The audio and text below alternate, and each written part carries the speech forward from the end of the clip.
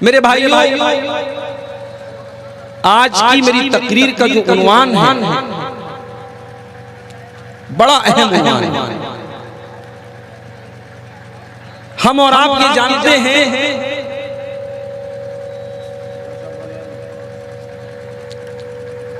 हम और आप ये जानते हैं कि दुनिया में दो तरीके के लोग होते हैं। एक वो लोग होते हैं जो मेहनत करते हैं और मेहनत करने के बाद उनकी मेहनत का फल उनको मिलता है। और दूसरे टाइप के वो लोग होते हैं जो मेहनत नहीं करते, काम नहीं करते, तो जब काम करते ही नहीं तो उनको फल कहां से मिलेगा? उनको कोई फल भी नहीं। मगर एक तीसरे टाइप के लोग भी होते हैं जो मेहनत करते हैं, काम करते हैं, मगर जब उनकी मेहनत का फल मिलने का टाइम आता है तो उनकी सारी मेहनत के ऊपर पानी फिर जाता है। किसान है, अपनी जमीन को तैयार करता है, उसमें बीज डालता है, जमीन के अंदर जो भी प्रोसेस है खेती का वो सारा प्रोसेस करता है, खेती में पानी की सिंचाई का पूरा इंतजाम करता है। और सारा इंतजाम और सारी मेहनत करने के बाद जब पैदावार का टाइम आता है, जब उस खेती को काटने का टाइम आता है, तब क्या होता है? तब पता ये चलता है कि किसान को उसकी मेहनत का कोई फल नहीं मिला, सारी खेती उसकी तबाह हो गई, सारी खेती उसकी बर्बाद।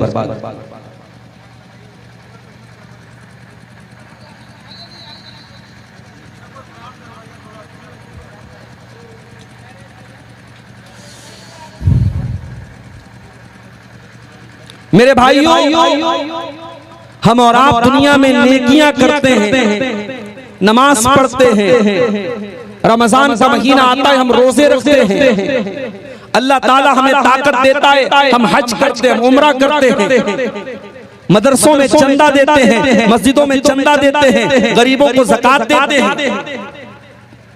जरा सोचो मेरे भाई, कल क़यामत के दिन अल्लाह की बारगाह में अगर अल्लाह ताला ये फैसला सुना दे, मेरे बंदे जो तू नमाजें पढ़ के आया है, जो तू रोजे रख करके आया है, जो तू ज़कात दे करके आया है, जो तूने चंदा दिया है, जो तूने दान खैरात किया है, मेरे बंदे तेरी सारी नेकियां अब तेरे नाम-ए-आमाल में नहीं लिखी जाएंगी, उनको काउंट नहीं किया जाएगा, उनको शुमार नहीं किया जाएगा, तेरी नेकियां तेरे काम नहीं आएंगी। सोचो वो कितना बड़ा बदनसीब इंसान हो। एक इंसान नमाज पढ़ता ही नहीं है, कल क़यामत के दिन उसको भी कोई सवाब नहीं मिलेगा। एक इंसान रमजान के रोजे नहीं रखता है, जाहिर उसको रोजे का सवाब नहीं मिलेगा। ज़कात नहीं देता है, ज़कात का सवाब नहीं मिलेगा।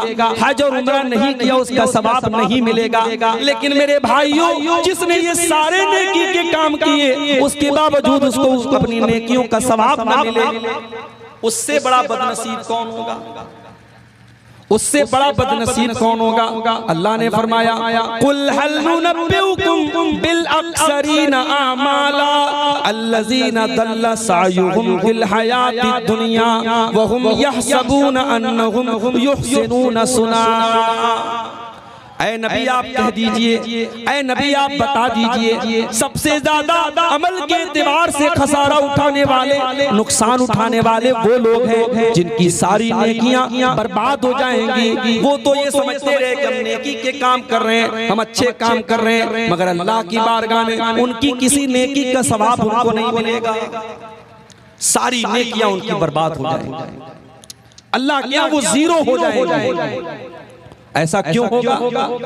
उलाइकल्लज़ीना कफ़रू बिआयाति रब्बिहिम व लिक़ाइही फहबितत आमालुहुम। ये वो लोग होंगे जिन्होंने अल्लाह की आयतों का इनकार किया, जिन्होंने अल्लाह से मिलने का इनकार किया, अल्लाह ने उनके अमल को बर्बाद कर दिया।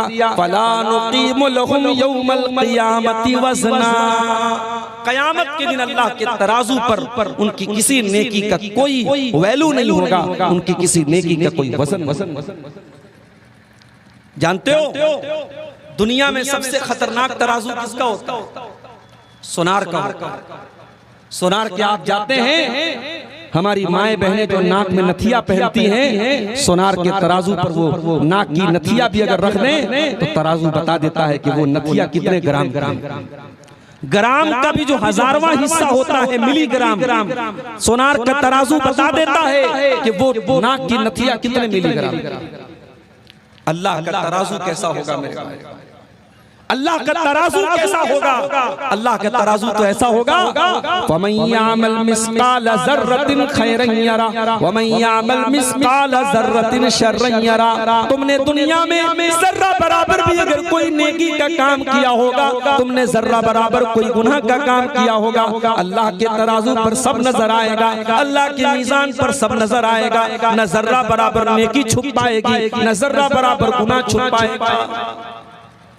अल्लाह का तराजू ऐसा। लेकिन कुछ बदनसीब ऐसे होंगे जिनकी नेकियां कल क़यामत के दिन बर्बाद हो जाएंगी, उनकी नेकियां उनके काम नहीं आएंगी, और अल्लाह के तराजू पर जब उनके अमाल को तौला जाएगा तो जीरो लिखा होगा कि इनके अमल का वजन कितना है? जीरो है। इनके किसी अमल का इनको सवाब मिलने वाला नहीं। अब आज की मेरी तकरीर का जो टॉपिक है वो यही है कि वो कौन सी ऐसी चीजें हैं जो हमारे अमल को बर्बाद कर देती है, हमारे अमल को डिस्ट्रॉय कर देती है, हमारे अमल को नष्ट कर देती है, और क़यामत के दिन हमारी नेकियां हमारे काम नहीं आएंगी। वो कौन से ऐसे गुनाह हैं, वो कौन से ऐसे गलत काम हैं, वो कौन सी ऐसी बुराइयां हैं जो हमारी नेकियों को खा जाती है। बड़ा अहम टॉपिक है, मुझे मालूम है रात के 2 बज रहे हैं। आपको ये टाइम तकरीर सुनने सुनाने का नहीं है, ये आराम का वक्त है, ये सोने का वक्त है। मगर कुछ मजबूरी आपकी है, कुछ मजबूरी मेरी है, कुछ मजबूरी जलसे वालों की है। मुझे 2 बजे रात में बिठाया गया है। मैं चाहता हूँ जितने लोग पिंडाल के नीचे बैठे हैं, अगर आप गौर से आज की तकरीर सुन के जाएंगे, इंशाअल्लाह मैं गारंटी के साथ कहता हूँ। अब मैं ये तो नहीं कहता कि आप किससे कहानी लेके जाएंगे, आप कोई चुटकुला और लतीफा लेके जाएंगे। कुछ काम की बातें मैं आपको दूंगा। अगर आप गौर से पूरी तकरीर को सुनेंगे, चंद ऐसी बातें आपके सामने बयान करूंगा जो हमारी नेकियों को बर्बाद कर देती हैं। और अगर हमने गौर से तकरीर को सुन लिया और हमने इन चीजों से अपने आप को बचा लिया तो इंशाअल्लाह हम दुनिया और आखिरत दोनों में कामयाब होंगे।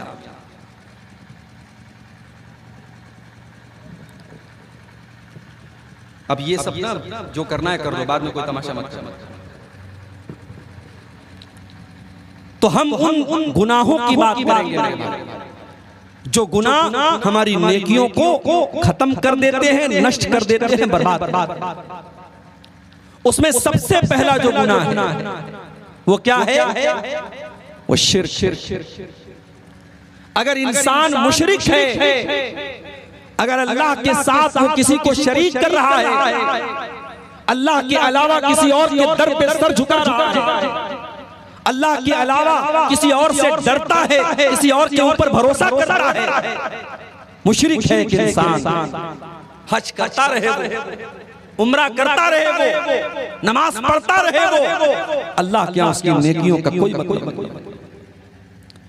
वमन यकफुर बिल ईमानी फक़द हबिता अमलुहु व हुवा फिल आखिरति लमिनल खासिरीन। जो इंसान काफिर हो जाए, जो ईमान का रास्ता छोड़ करके कुफ्र का रास्ता अपना ले, तौहीद का रास्ता छोड़ करके शिर्क का रास्ता अपना ले, अल्लाह फरमाता है वमन यकफुर बिल ईमानी फक़द हबिता अमलुहु, उसके तमाम के तमाम अमाल बर्बाद हो जाएंगे, उसकी कोई नेकी उसके काम नहीं आएगी, मुशरिक का कोई अमल उसके काम आने वाला नहीं।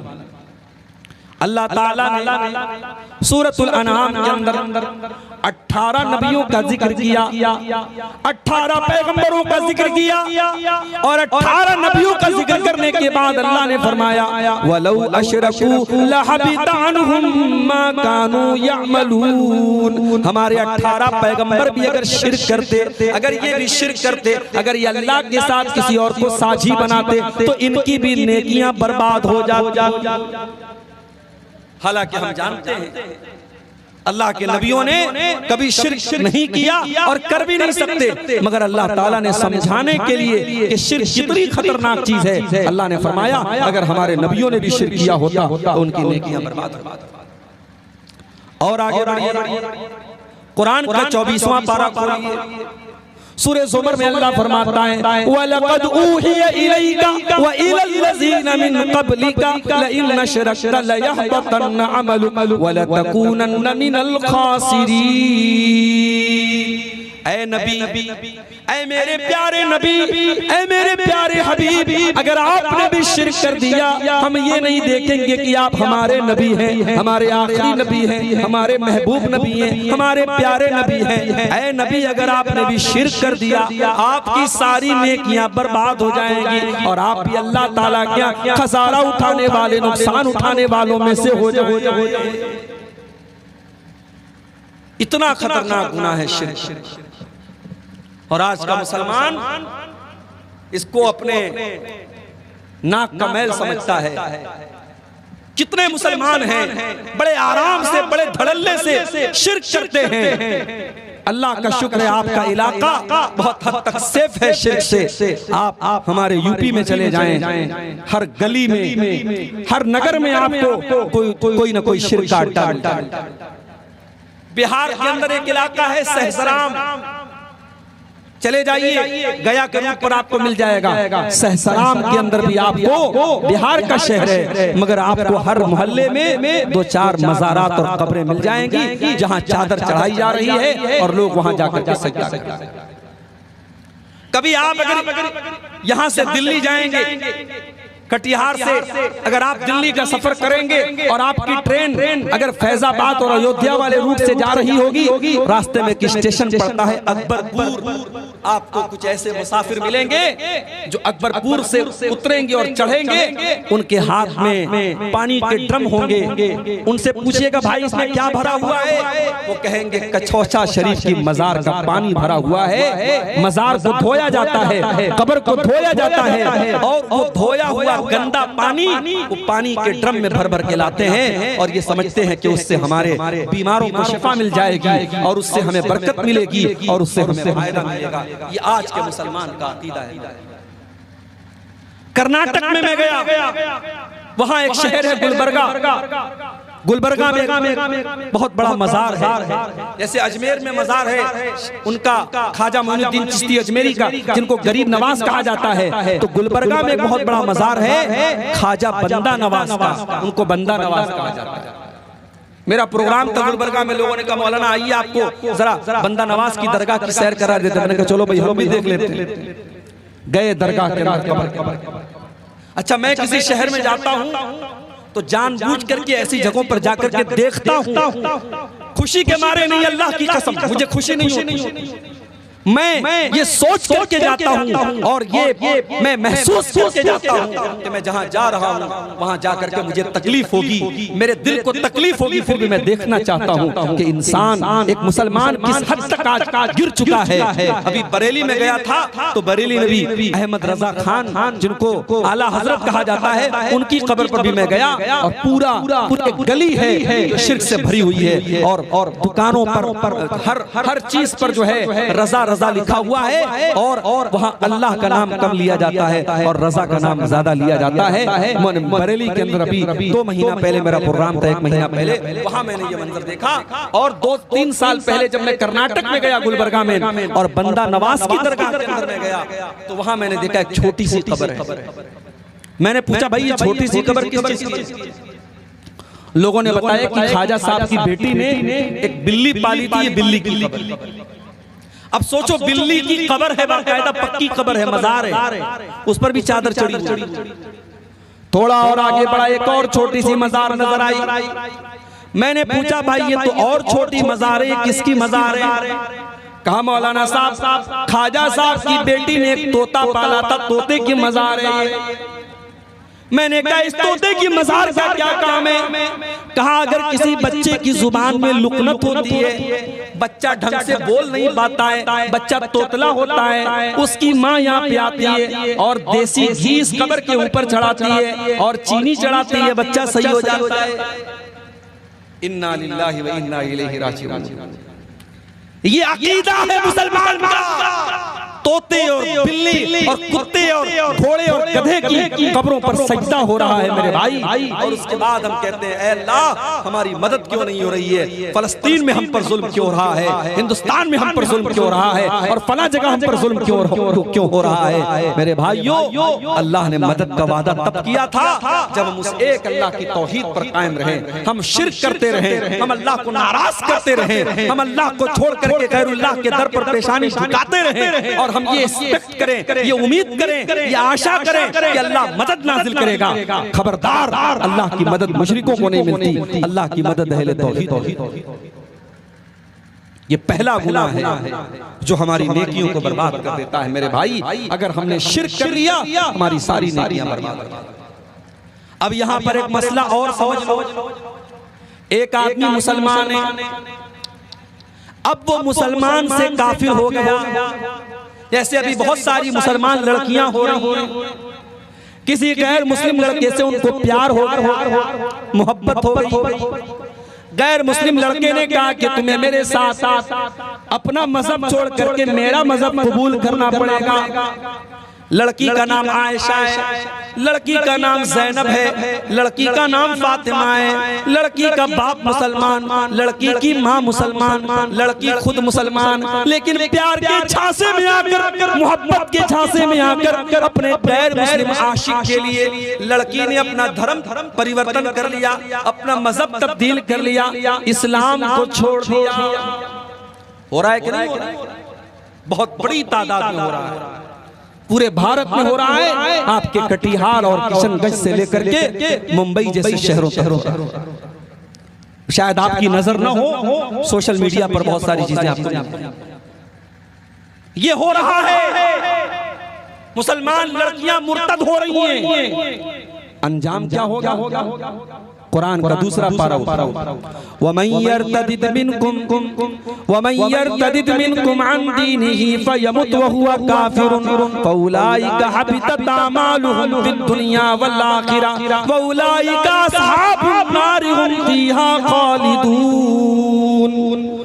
जो भी मुर्तद हो जाएगा, जो इस्लाम को छोड़ करके कोई और मजहब को कबूल कर लेगा, जो इस्लाम को छोड़ करके कोई और धर्म स्वीकार कर लेगा और उसी हालत में वो मर जाएगा, अल्लाह का ऐलान है वो दुनिया में भी खसारा उठाएगा और आखिरत में भी खसारा उठाएगा। वो हमेशा हमेशा जहन्नम में रहेगा। मुर्तद का ठिकाना जहन्नम है। इस्लाम को छोड़ करके कोई और मजहब कबूल करने वाला, इस्लाम के अंदर आने के बाद कोई और मजहब कबूल करने वाला, उसकी कोई नेकी अल्लाह ताला क्या काम नहीं देगी, वो बर्बाद हो जाएगा भाइयों। और आज अफसोस की बात है, हमारी कितनी मुसलमान बहनें हैं और कितने मुसलमान हमारे भाई हैं जो आज मुर्तद हो रहे हैं। और मुझे एक बात कहनी थी, बहुत बहुत बहुत बड़ा इलाका है सीमांचल का और बहुत बड़ी तादाद में आपकी बरादरी है यहाँ पे। अगर अपनी आने वाली नस्लों की ईमान की फिक्र आप करें, ये साल में हजारों जलसे आप करा रहे हैं, बहुत अच्छी बात है, जलसे होने चाहिए, तकरीरें होनी चाहिए, मगर तकरीर साल में एक बार होती है मेरे भाई। आपके बच्चों को दीन की तालीम कंटिन्यू मिलनी चाहिए। आपका बच्चा, आपकी बच्ची कॉन्वेंट स्कूल में पढ़ रहा है, आपकी लड़की कॉलेज में पढ़ रही है, उसे दीन के नाम पर कोई मालूमात नहीं है और उसे कोई दीन की बात बताने वाला नहीं। उसने कभी मदरसे का मुंह नहीं देखा, कभी मौलाना साहब से उसने नहीं पढ़ा, कभी कुरान नहीं पढ़ा, कभी हदीस नहीं पढ़ी। आपका वो लड़का और लड़की कल जब जवान होगा, तो मीडिया की वजह से, सोशल मीडिया की वजह से, इंटरनेट की वजह से धीरे धीरे उसके दिमाग को दीन से दूर कर दिया जाएगा, अल्लाह से दूर कर दिया जाएगा। और इस बात का डर है कि आपकी आने वाली नस्लें दीन से दूर हो जाएंगी। इसलिए अपने बच्चों की फिक्र करो, अपनी आने वाली नस्लों की फिक्र करो, अपने बच्चों को तौहीद सिखाओ, अपने बच्चों को शिर्क से बचाओ। हजरत इब्राहिम अलैहिस्सलाम अल्लाह की बारगाह में दुआ करते हैं, वजुनुबनी व बनिया अन्ना बुदल असनाम। आय अल्लाह तू मुझे और मेरे बच्चों को शिर्क से बचाना, आय अल्लाह मेरे बच्चों को शिर्क कभी न करने देना, आय अल्लाह मेरे बच्चों को तौहीद के ऊपर कायम रखना। इब्राहिम दुआ कर रहे हैं, अल्लाह के खलील दुआ कर रहे हैं। और आगे बढ़िए, अभी आजकल आप एक लफ्ज बहुत ज्यादा सुन रहे होंगे, इसराइल। ये इसराइल किसका नाम? मैं उलमा से नहीं पूछता, अवाम से पूछता हूं। अवाम में से कोई बताए इसराइल किसका नाम? बोलो भाई, बहुत तकरीर सुनी आप लोगों ने। उलमा जवाब नहीं देंगे, आम आदमी जवाब दे।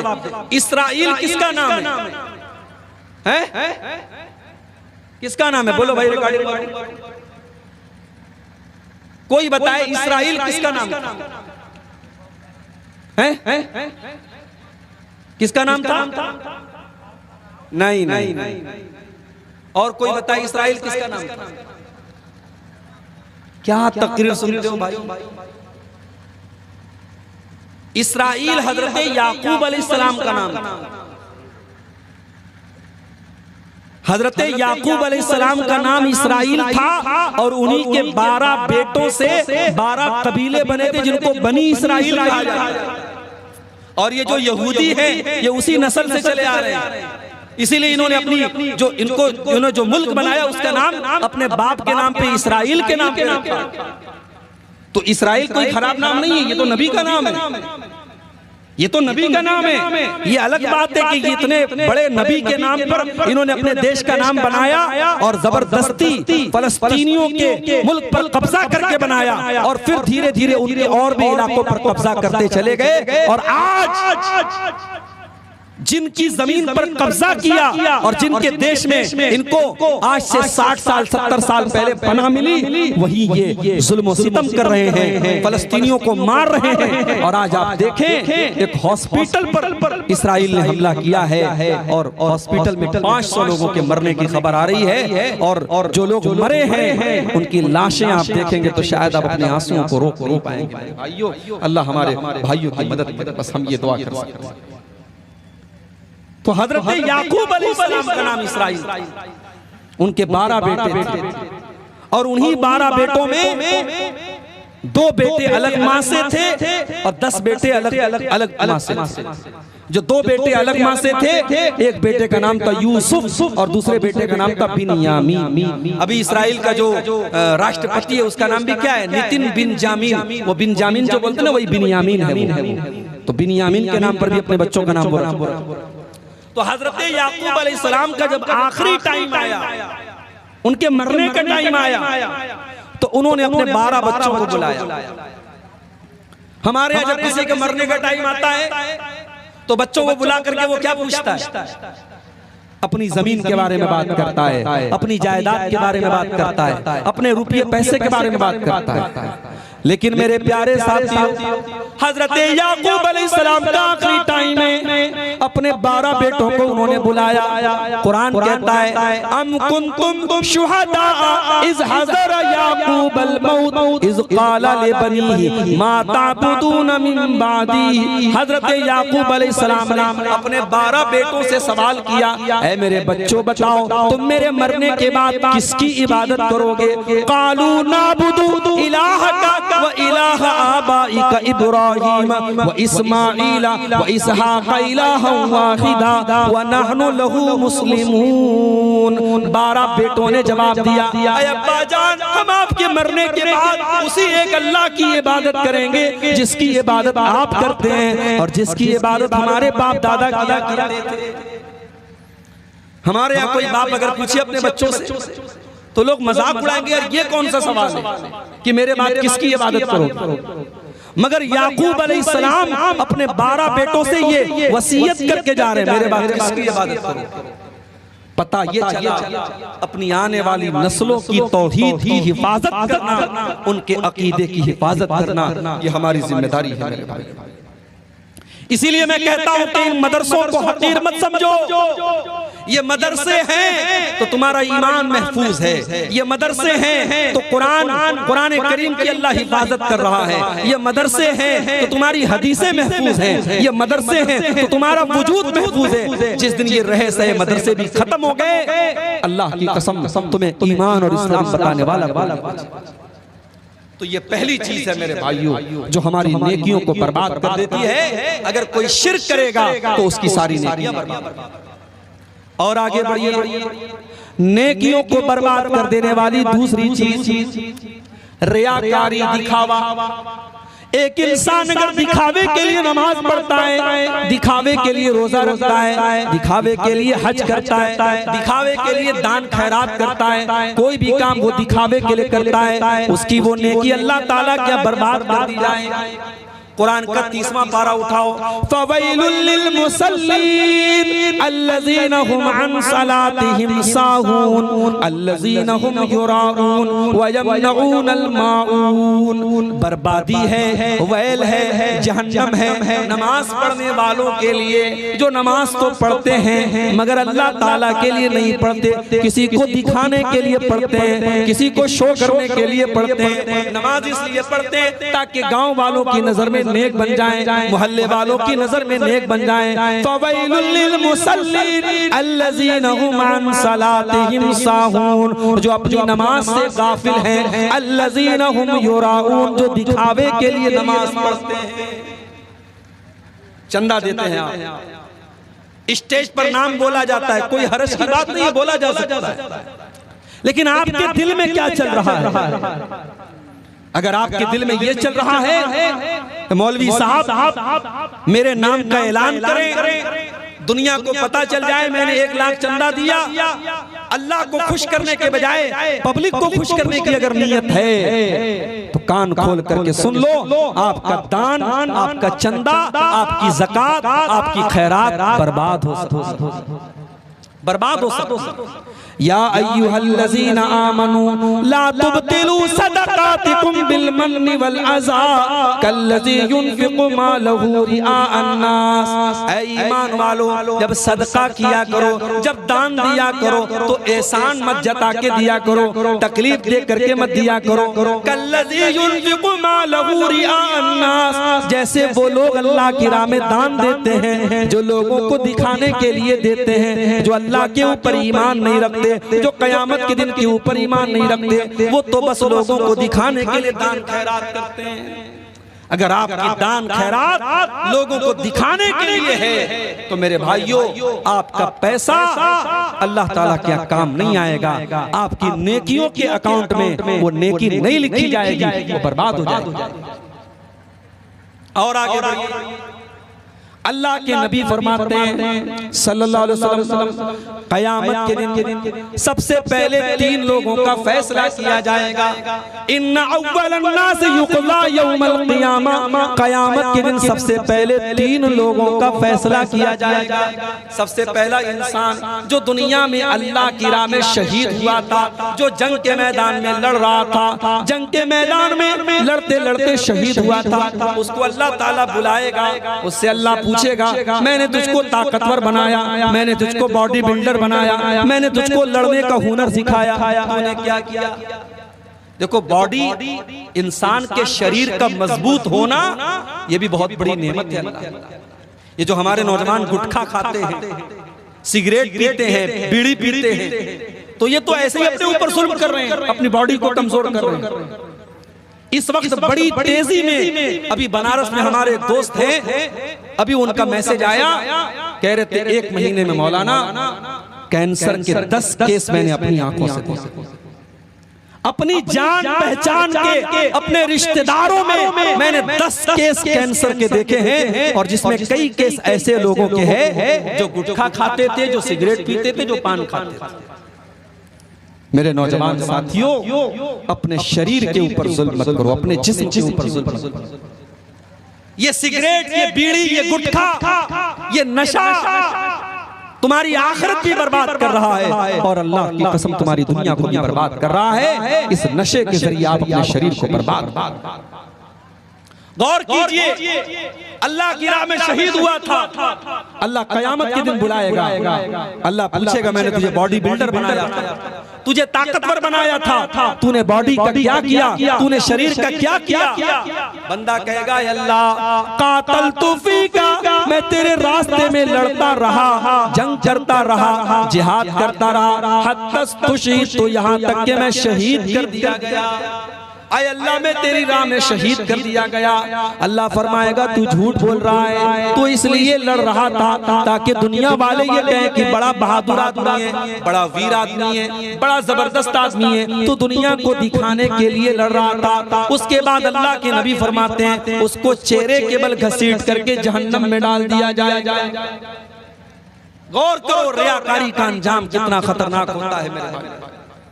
अल्लाह की राह में लड़ने वाला और शहीद हो जाने वाला जहन्नम में फेंक दिया जाएगा सिर्फ इसलिए क्योंकि उसकी नीयत गड़बड़ थी, उसकी नीयत में खोट था, वो लोगों को दिखाने के लिए लड़ा। उसके बाद दूसरे नंबर पर एक आदमी आएगा, ये बहुत बड़ा आलिम था, बहुत बड़ा मुकर्रिर था, बहुत बड़ा कुरान का हाफिज था। अल्लाह पूछेगा मैंने तुझे कुरान का आलिम बनाया, मैंने तुझे कुरान का टीचर बनाया, मैंने तुझको आलिम बनाया, तूने क्या किया? बंदा कहेगा अल्लाह मैं तेरे किताब को पढ़ता रहा, मैंने कुरान को पढ़ा और पढ़ाया, मैं रात तो दिन कुरान को पढ़ता रहा। अल्लाह फरमाएगा तू झूठ बोल रहा है, तू कुरान को इसलिए पढ़ता था ताकि दुनिया तुझे कारी कहे, तू अपने इल्म की शोहरत चाहता था, तू इसलिए कुरान पढ़ता था ताकि तू फेमस हो जाए, तू मशहूर हो जाए। अल्लाह, सोशल मीडिया का दौर है, शोहरत का फितना सबको घेरे हुए है मेरे भाइयों। अल्लाह हम सब की हिफाजत करे। अल्लाह के नबी कह रहे हैं वो आलिम जो दुनिया में शोहरत के लिए इल्म हासिल कर रहा था और शोहरत के लिए कुरान पढ़ रहा था, पढ़ा रहा था, उसको भी अल्लाह ताला घसीट करके जहन्नम। फिर तीसरा आदमी लाया जाएगा, ये बहुत बड़ा मालदार था, बहुत बड़ा मिलेनियर और बिलेनियर था, बहुत बड़ा पैसे वाला इंसान था। अल्लाह पूछेगा मेरे बंदे मैंने तुझको करोड़पति बनाया, अरबपति बनाया, खरबपति बनाया, तूने दौलत का क्या इस्तेमाल किया? बंदा कहेगा अल्लाह मैं दौलत को गरीबों में बांटता रहा, चंदा देता रहा, मदरसे में देता रहा, यतीमों को देता रहा, गरीबों को देता रहा। हाय अल्लाह जहाँ पर भी पता चला कि वहाँ पैसा देने से तू खुश होता है, वहाँ मैंने पैसा किया। अल्लाह फरमाएगा तू झूठ बोल रहा है, तूने पैसा इसलिए नहीं दिया ताकि अल्लाह राजी हो जाए, तूने पैसा इसलिए दिया ताकि दुनिया वाले कहें बड़ा दान करता है, बड़ा देने वाला है, बड़ा सखी है, बड़ा फैयाज है, तूने शोहरत के लिए दिया था। और उसके बाद अल्लाह के नबी फरमाते हैं उस इंसान को भी घसीट करके जहन्नम में डाल दिया जाए। मेरे भाइयों रियाकारी से बचो, कोई भी नेकी करो अल्लाह के लिए करो, रियाकारी के लिए मत करो। आज तो वो हालात हैं, गरीब को कंबल दिया जा रहा है तो पहले गरीब की इज्जत को फेसबुक पर बेचा जा रहा है, किसी औरत को राशन दिया जा रहा है, बेचारी शर्माती हुई लज्जाती हुई आती है, आंचल से अपना मुंह छुपा रही है और कैमरा पूरा फोकस किए हुए है, कैमरे में औरत का वीडियो बनाया जा रहा है और फिर उसके बाद उसको इंटरनेट पर चलाया जा रहा है। देखो मैं गरीब औरतों को राशन पहुंचाता हूं, मैं बेवा औरतों को राशन पहुंचाता हूं। नहीं मेरे भाई, किसी गरीब की इज्जत उतारे बगैर भी तो उसकी मदद हो सकती है, किसी गरीब की खुददारी को तकलीफ पहुंचाए बगैर भी तो उसकी मदद हो सकती है। कुरान का 29वां पारा, अल्लाह के नेक बंदे गरीबों को खाना खिलाते हैं, यतीमों को खाना खिलाते हैं, कैदियों को खाना खिलाते हैं। क्यों खिलाते हैं? इसलिए नहीं कि वीडियो बन रहा है, इसलिए नहीं कि फोटो खींचा जा रहा है। इन्नमा नुतइमुकुम लिवजहिल्लाह ला नुरीदु मिनकुम जज़ाअन वला शुकूरा इन्ना नखाफु मिर रब्बिना यौमन अबूसन कमतरीरा। कहते हैं मेरे भाई, हम तो तुम्हें इसलिए खाना खिला रहे हैं ताकि अल्लाह हमसे राजी हो जाए। हमें तो कयामत के दिन का डर है, कयामत के दिन कोई किसी के काम ना आएगा। हमें तो कयामत के दिन का डर है, हमें तो अल्लाह का डर है, इसलिए हम तुमको खाना खिलाते हैं। आज दौर बदल गया। आज पहले के दौर में मुहावरा था, कहावत थी, नेकी कर दरिया में डाल, यानी नेकी करके भूल जाओ। कहां नेकी किया, नेकी कर दरिया में डाल। जब दरिया में डाल देंगे तो भूल जाएंगे। आज उल्टा मामला, नेकी कर यूट्यूब के ऊपर डाल, नेकी कर फेसबुक के ऊपर डाल, नेकी कर स्टेटस पर डाल, नेकी कर इंस्टाग्राम पे डाल, नेकी कर सोशल मीडिया पर डाल। अब तो नेकी का प्रचार जब हो तब तक इंसान के दिल को सुकून नहीं मिलता है। मेरे भाइयों, रियाकारी से अपने दामन को बचा लो। कल कयामत के दिन अल्लाह के नबी फरमाते हैं, अल्लाह ताला बुलाएगा रियाकारी करने वालों को, दिखावा करने वालों को बुलाएगा और अल्लाह कहेगा कि ऐ मेरे बंदो, तुमने नमाज किसके लिए पढ़ी? तुमने नमाज जिसके लिए पढ़ी थी, जाओ उसी से सवाब ले लो। मेरे पास सवाब की उम्मीद मत रखना। तुमने नमाज मेरे लिए नहीं पढ़ी थी, तुमने रोजा मेरे लिए नहीं रखा था, तुमने दान खैरात मेरे लिए नहीं किया था, जिसके लिए किया था जाओ उसे सवाब ले लो, मुझसे सवाब की उम्मीद मत। तो ये दूसरी बड़ी खतरनाक चीज है मेरे भाई, रियाकारी, जो हमारी नेकियों को खत्म कर देती है, हमारी नेकियों को नष्ट। तीसरी चीज जो हमारी नेकियों को बर्बाद कर देगी, उसको कहा जाता है बिदअत। दीन के अंदर नया काम। रबीउल अव्वल का महीना आया, 12 रबीउल अव्वल की तारीख आई। हमारे बहुत सारे मुसलमान भाई वो एक के साथ नहीं रखा जाएगा, क्योंकि नमाज न पढ़ने वाला काफिर है, नमाज को जानबूझ करके छोड़ने वाला काफिर है। ये सऊदी अरब के बहुत बड़े मुफ्ती का फतवा है।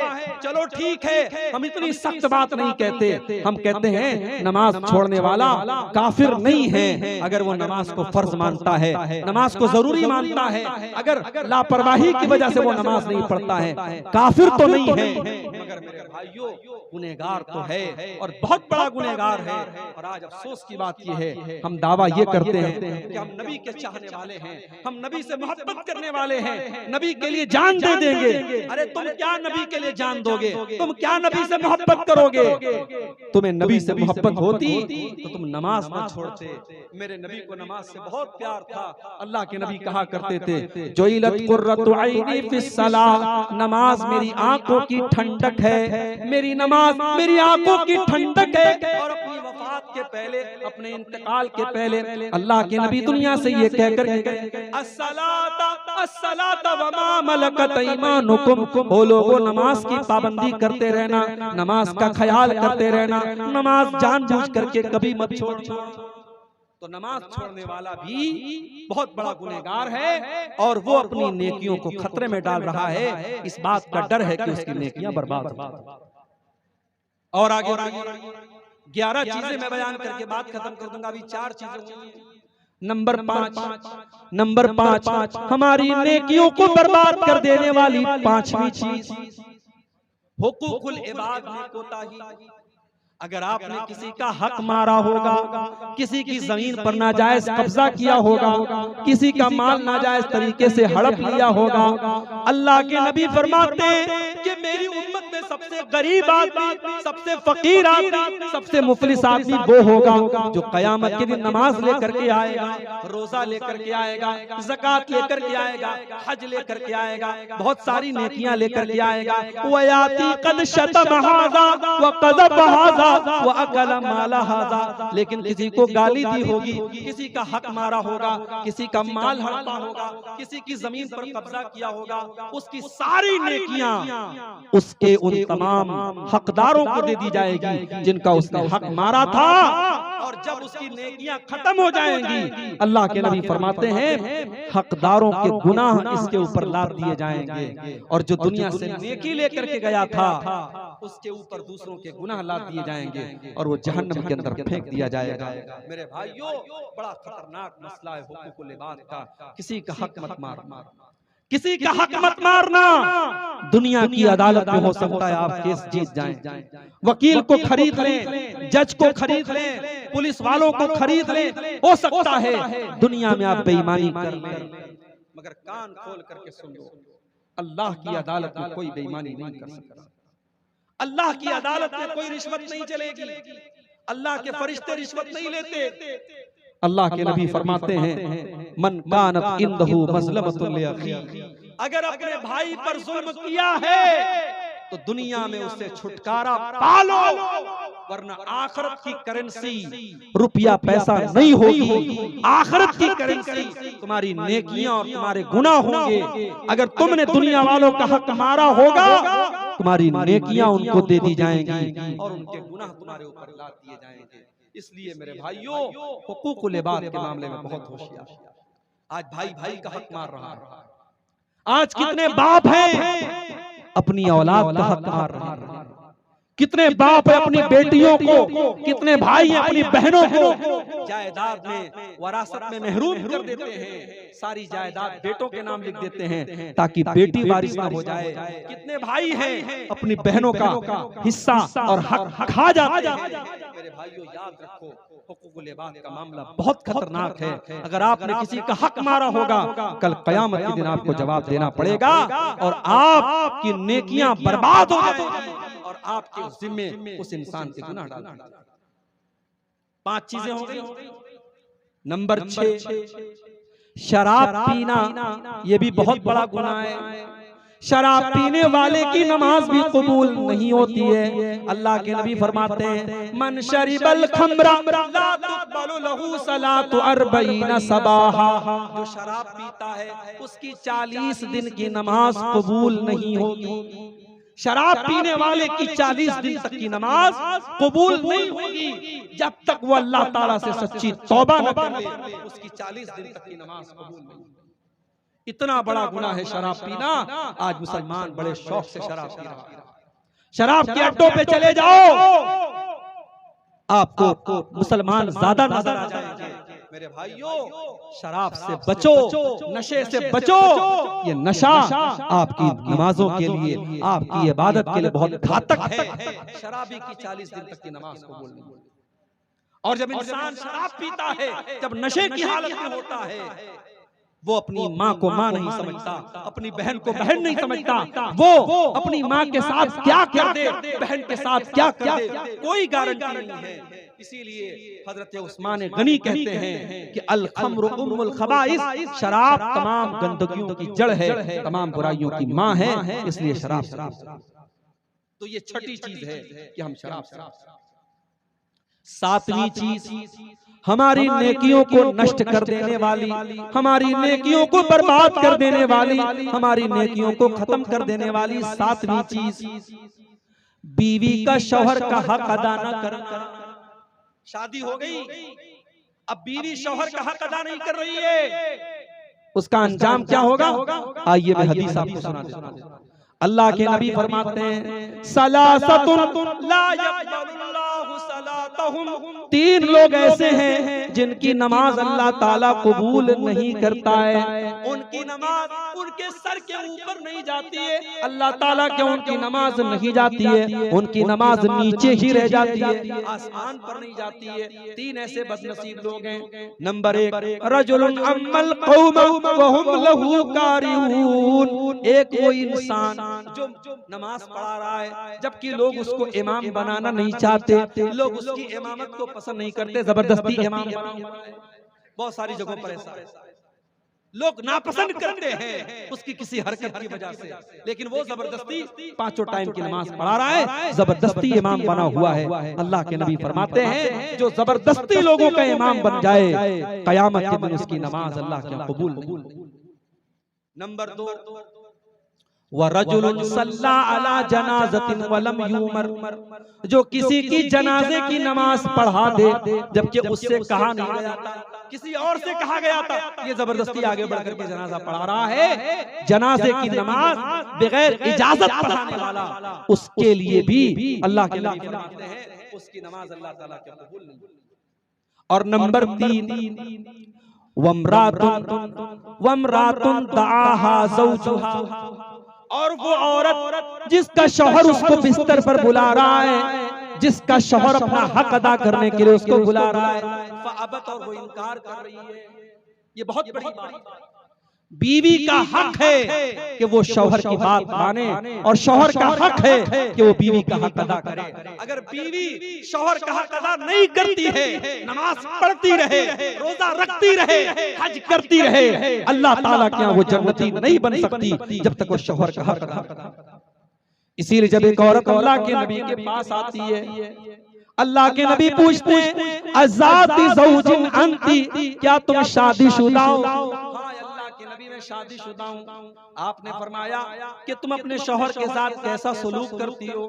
कहती है अल्लाह के नबी मैं अपने शौहर के साथ बहुत अच्छा सलूक करती हूँ, मैं खुश रखती हूँ उसको। आपने फरमाया कान खोल करके सुन लो, इन्नमा हुआ जन्नतुकी व नारुकी, तुम्हारा शौहर तुम्हारी जन्नत है और तुम्हारा शौहर तुम्हारी जहन्नम भी है। तुम उसे खुश रखोगी, उसकी खिदमत करोगी, उसकी इताअत करोगी तो जन्नत में जाओगी, और शौहर का हक अदा नहीं करोगी, शौहर को नाराज करोगी, शौहर की फरमा बरदारी नहीं करोगी, तो वही शौहर तुम्हारे लिए जहन्नम बन जाएगा।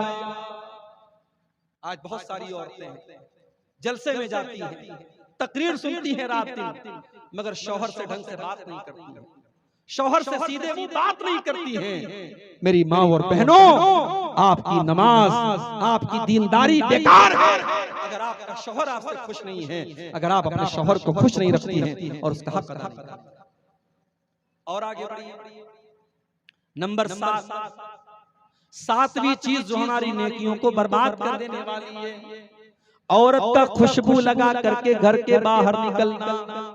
अल्लाह के नबी फरमाते ला यक़बलुल्लाहु सलातम रातिन तततय्यबु लिहाज़ल मस्जिद, जो औरत मस्जिद में खुशबू लगा करके आती है, बड़े गौर से सुनना मेरे भाइयों, मेरी माँ बहनों, अगर पिंडाल के अंदर आप मेरी बातों को सुन रही हैं तो आप भी गौर से सुनना। जो औरत मस्जिद में नमाज पढ़ने के लिए आ रही है, अल्लाह के नबी उसके बारे में फरमा रहे हैं, जो औरत खुशबू लगा करके आती है मस्जिद में नमाज पढ़ने के लिए, उसकी नमाज अल्लाह ताला कबूल नहीं करेगा। हत्ता तरजिया फतगतसिला गस्लहा लिल जनाबा, जब तक के वो घर जा करके गुस्ल न कर ले। कौन सा गुस्ल? जो गुस्ले जनाबत होता है, जब औरत नापाक हो जाती है, नापाक होने के बाद जो वो गुस्ल करती है, सर से पैर तक नहाती है, जब तक वो गुस्ल नहीं कर ले खुशबू लगाने वाली औरत, तब तक उसकी नमाज अल्लाह ताला कबूल नहीं करेगा। जब नमाज के लिए आने वाली औरत खुशबू नहीं लगा तो जलसे के लिए आने वाली औरत खुशबू कैसे लगा? अकीका और शादी की दावत में जाने वाली औरत दुनिया भर के परफ्यूम और खुशबू लगा करके क्यों जा रही है? अगर नमाज के लिए आना हराम है मेरे भाइयों, तो जलसे में भी खुशबू लगा करके आना हराम है। मुझे अफसोस होता है आपके इलाके में, मुझे लोगों ने बताया कि कहीं पर जलसा हुआ था, बहुत बड़ा जलसा हुआ था, लाखों का खर्च हुआ था, मगर जलसे में मानुस छिलोना, मानुस छिलोना आदमी नहीं थे। मैंने पूछा क्यों नहीं थे? बोले औरतें नहीं आई, औरतों का इंतजाम नहीं था तो मर्द हजरात नहीं आए। पता ये लगा कि जलसे में मर्दों की और नौजवानों की एक बड़ी तादाद इसलिए आ रही है क्योंकि औरतों का जमघट होता है। जवान लड़कियां हैं, खूबसूरत कपड़े पहन करके, सज करके, संवर करके, ज्वेलरी वगैरह पहन करके डिस्ट्रॉय हो जाएंगी, हमारी नेकियां बर्बाद हो जाएंगी। ये चंद सवालात आए हैं, इनको देख लेते हैं। एक सवाल आया है कि एक ही गुनाह बार बार कर रहे हैं, गुनाह के बाद शर्मिंदा होते हैं, लेकिन फिर भी वो गुनाह हो जाते हैं, उसका सॉल्यूशन क्या, उसका तरीका क्या? देखिए, गुनाह अगर आप कर रहे हैं और आपको ये एहसास है कि आप गुनाह कर रहे हैं, बहुत गौर से सुनिएगा, अगर गुनाह के बाद ये एहसास है कि हम गुनाह कर रहे हैं, ये एहसास भी बहुत बड़ी नेमत है मेरे। ये एहसास भी बहुत बड़ी नेमत है। अगर गुनाह के बाद इंसान को शर्मिंदगी हो रही है कि मैं गुनाह कर रहा हूं, ये बहुत बड़ी, इसका मतलब कि इंसान अभी सही रास्ते पर है, अभी ट्रैक पर है, अभी वापस आ सकता है। तो जब भी आपको ये एहसास हुआ, तौबा करो। अब जब आप तौबा करेंगे तो तौबा के अंदर 3 चीजें होना जरूरी है। तौबा का मतलब क्या होता है? आप गाड़ी चला रहे हैं, गाड़ी को मोड़ लेना, गाड़ी को यू टर्न ले लेना, यही तौबा है। तौबा का मतलब क्या है? आप गलत रास्ते पे जा रहे थे, अब आप सीधे रास्ते पे चले आए, वापस चले आए, अपने रास्ते पे वापस चले। तो तौबा के अंदर 3 शर्तें। पहली शर्त, इंसान को अपने गलत काम पर शर्म आए, शर्मिंदगी हो। दूसरी शर्त, उस गुनाह को फौरन छोड़ दे। और तीसरी शर्त, आइंदा उस गुनाह को पक्का ना करने का पक्का इरादा करें। आप कमिटमेंट कीजिए अल्लाह ताला से। जब आप तौबा कीजिए ना तो कमिटमेंट कीजिए। ऐसे हमारे बहुत सारे नौजवान लड़के होते हैं, वो मास्टरबेशन अपने हाथों से ज़िना करते हैं, अपने हाथों से ज़िना करते हैं। और एक बड़ी तादाद में हमारे नौजवान लड़के इस गंदगी में मुब्तला हैं। और डॉक्टरों की बात तो मैं नहीं जानता, लेकिन हकीमों का कहना है कि ये नौजवान लड़कों की शादीशुदा जिंदगी के लिए ये चीज बड़ी खतरनाक है। जो लड़के इस बीमारी में मुब्तला होते हैं, आगे जब शादी होती है उनकी शादीशुदा जिंदगी बर्बाद हो जाती है। तो अगर कोई नौजवान हमारा भाई इस गंदगी में पड़ा हुआ है, मैं बड़े दर्द के साथ उससे कहता हूं, तुम रात में उठो और वजू करके तहज्जुद की नमाज पढ़ो, और तहज्जुद की नमाज पढ़ के अल्लाह की बारगाह में गिड़गिड़ा के दुआ करो कि अल्लाह ये गंदी आदत तू मुझे छुड़ा। और अगर ये गंदी आदत आपको मोबाइल की वजह से हो रही है, आप कसम खा लीजिए कि मैं रात में इशा के बाद मोबाइल नहीं चलाऊंगा। आप कसम खा लीजिए कि मैं रात में इंटरनेट इस्तेमाल नहीं करूंगा। जब तक आप ऐसा कोई कमिटमेंट नहीं करेंगे, आप बुराई पर कंट्रोल नहीं पा सकते। शैतान हमारी खून की रगों के साथ दौड़ रहा है, शैतान हम सब के साथ लगा हुआ है मेरे भाइयों, इसलिए हमें अपने आप को मजबूत बनना पड़ेगा। एक सवाल ये आया है कि मिंबर जो है वो पत्थर का होना चाहिए या लकड़ी का? जैसे बहुत सारी मस्जिदों में पत्थर का मिंबर है, जैसे जामिया सल्फिया और जामिया इमाम इब्न तैमिया में, तो मिंबर जो है वो वहाँ पे पत्थर का बना हुआ है। देखिए, अल्लाह के रसूल सल्लल्लाहु अलैहि वसल्लम के ज़माने में पहले जब आप खुतबा देते थे तो लकड़ी के तने पर, और बाद में एक औरत ने अल्लाह के नबी से ख्वाहिश जाहिर की कि मैं चाहती हूं कि आप इस लकड़ी के तने के बजाय मिंबर पर। और उसने, उसका लड़का जो बढ़ई का काम करता था, कारपेंटर था, अपने बेटे से कह करके उसने खूबसूरत लकड़ी का मिंबर बनवाया। तो अल्लाह के नबी के दौर में लकड़ी का मिंबर था, मगर अल्लाह के नबी ने कोई ऐसी शर्त नहीं लगाई थी कि लकड़ी ही का हो। बाद में पत्थर का और इसी तरीके से ईंट और गारे का भी मिंबर हरम में, मस्जिद नबी में और मक्के में इस्तेमाल हुआ, और आज भी दुनिया में हो रहा है। तो इसमें कोई मसला नहीं है, लकड़ी का भी इस्तेमाल किया जा सकता है और पक्का पत्थर का भी इस्तेमाल किया जा सकता है। जिसको जहाँ जैसी सहूलत हो वो कर सकता है। लकड़ी वाले मिंबर में ये होता है कि फिर उसको जो है संभालना पड़ता है, उसको रखना पड़ता है, और एक बार अगर उसको बाकायदा पक्का बनवा दिया तो फिर कोई मसला नहीं, हमेशा के लिए वो बन जाता है। तो दोनों सूरतें जायज है, उसमें कोई शरीयत की तरफ से पाबंदी नहीं है।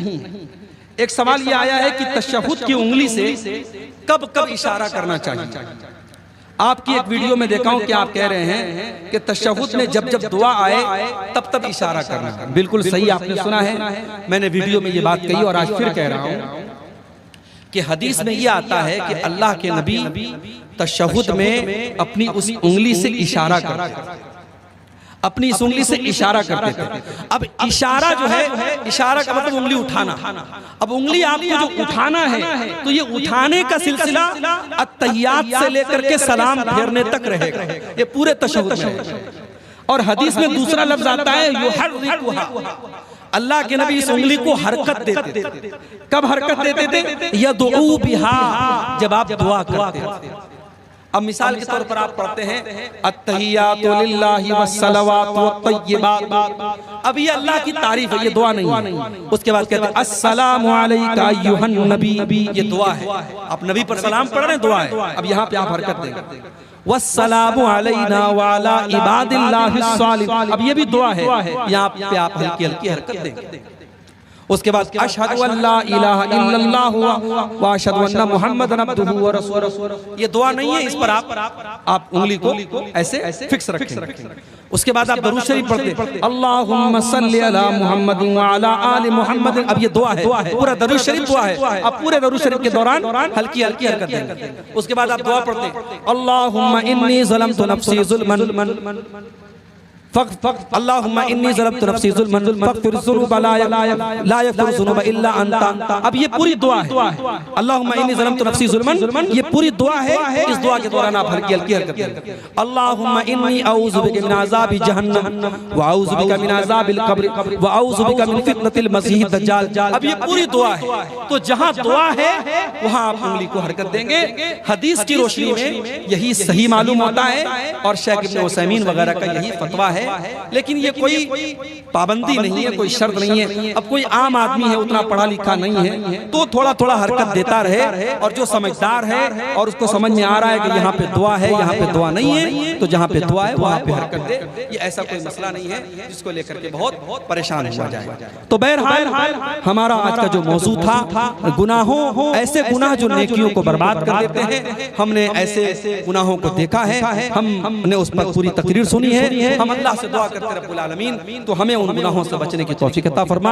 आज के इस प्रोग्राम जिन भाइयों ने मेहनत की, कोशिश की और जिस इदारे के लिए आज का ये प्रोग्राम मुनक्किद हुआ, अल्लाह इस इदारे को तरक्की अता फरमाए। अल्लाह इस इदारे से पढ़ने वाले बच्चों को दीन का हाफिज और आलिम बनाए। रब्बुल आलमीन हमारे जमा होने को कबूल फरमाए। रब्बुल आलमीन हमें कहने सुनने से ज्यादा अमल करने की तौफीक